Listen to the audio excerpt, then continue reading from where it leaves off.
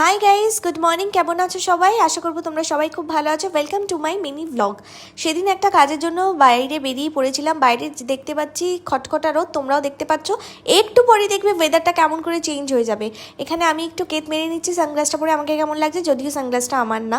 And বাইরে দেখো, বলতে না বলতেই প্রচণ্ড সেদিন বৃষ্টি নেমে গেছিলো। আর বৃষ্টি নামলে যেটা হয় সেটা হচ্ছে আমার প্রচণ্ড ঘুম পায়। তোমাদেরও কি আমার মতো সেম অবস্থা হয়? চোখগুলো দেখতে পাচ্ছ ঘুমে একদম ঢুলুঢুলু হয়ে গেছে। আমার বাবা মা বাইরে বৃষ্টির দৃশ্য দেখছে, আমিও তাই দেখছি। এইসব করতে করতেই পৌঁছে গেলাম আমার ডেস্টিনেশনে।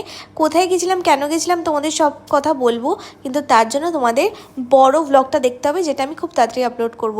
অ্যান্ড সেখানে বসে থেকে থেকে আমার চোখ মুখের তো নাজেহাল অবস্থা, দেখতেই পাচ্ছ কেমন ডার্ক লাইন্স পড়ে গেছে। আমার প্রচণ্ড ঘুম পাচ্ছিল। অ্যান্ড লোকেশনটাও তোমাদের সবাইকে শেয়ার করছি। কেন গেছি সেটা তোমাদের সবাইকে বলবো সব কিছু কাজ মিটে যাওয়ার পর। বাইরে একটুখানি বেরোলাম, হাঁটলাম, ওয়েদারটা দারুণ ছিল। অ্যান্ড যেটা সব থেকে বেশি ইম্পর্টেন্ট, চা। এক কাপ চা ভাই আমাকে খেতেই হবে। বৃষ্টির দিনে এক কাপ চা না খেলে হয়?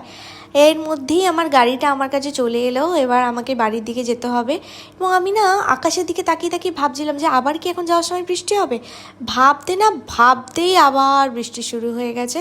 অ্যান্ড এই বৃষ্টির মধ্যেই এরকম মজা করতে করতে বাড়ি চলে এলাম।